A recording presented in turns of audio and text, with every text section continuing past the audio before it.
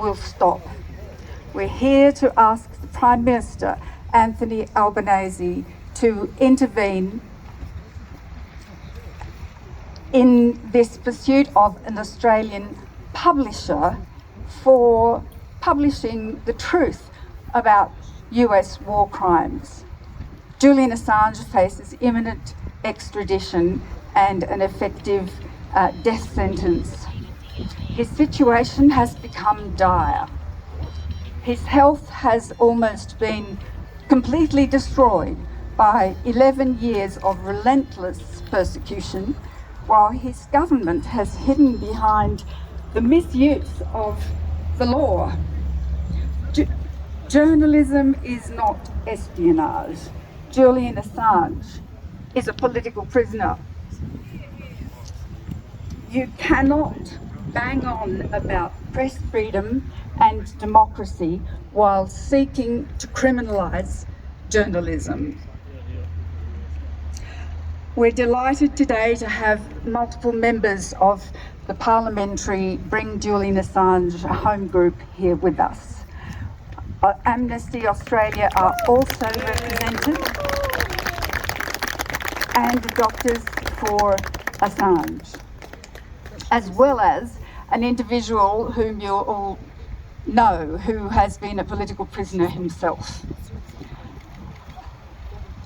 The Bring Assange Home Parliamentary Group now is representative of political parties across the spectrum. Andrew, the independent member for Clark in Tasmania, is one of the most highly respected politicians in the history of this country, really, for the principled stand he takes on every matter important to our nation. He's been a whistleblower himself, and he understands well the price that whistleblowers pay. And we owe him a great debt for getting together the parliamentary group and for expanding its ranks. Andrew Wilkie. Thank you so much, Mary. When I talk in support of Julian Assange, I normally rail at the government, this government, the United States government, the British government, about the terrible injustice being meted out to Julian. But today I'm going to quite deliberately take a more sombre, a more grounded approach to my 3 minutes I've been allocated. And that's just to set the scene. Now, I first met Julian at the Melbourne Writers' Festival in 2004, when I was on a panel speaking about a little book I'd written about my own whistleblowing experience over the Iraq War. And after the session, this youngish, good-looking, blonde-haired fellow came up to me. As best I can remember, that's how I describe him. A young, good-looking, keen fellow. And he picked my brains for a few minutes about how he might set up some sort of safe mechanism for whistleblowers to ventilate and publish the information they have. And we chatted for a little while, and then I forgot all about that. Until I visited Julian in Belmarsh Prison in February 2020, just as the pandemic was starting. And the man I saw in Belmarsh was not the man I had seen at the Melbourne Writers' Festival. By that stage, he'd been in Belmarsh maybe 12 months, virtually all of it in solitary confinement, following, I think, 7 years in the Ecuadorian embassy. And he was already a broken, sick man. He did his best to put on a brave face, but he wasn't entirely successful. I saw someone who clearly was suffering, was a victim of psychological torture, and was at wit's end.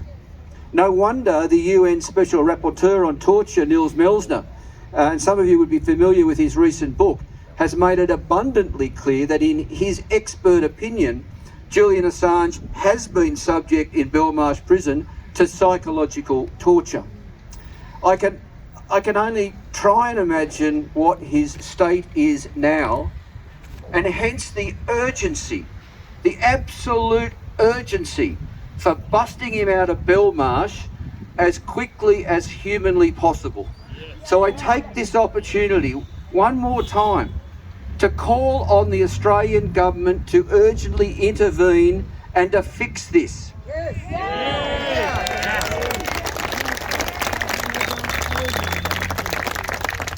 Now, I have a lot of respect for Anthony Albanese, and I'm mindful that he said that recently that some things should not be handled with a megaphone. But frankly, we have given this government a fair bit of time now, and there seems to be no progress on getting him out.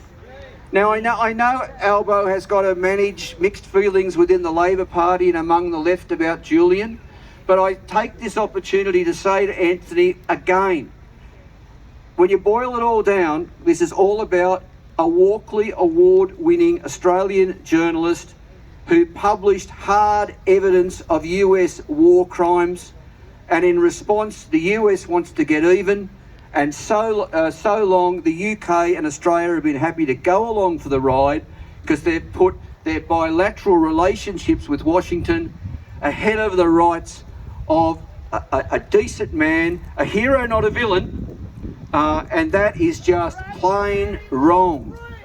Please maintain the rage. Keep the pressure on the new government. If we keep the pressure up, then I am confident that eventually justice will prevail for Julian. Thank you very much, Andrew. We're going to try and move on quickly because they obviously have very important work to do in there. The fact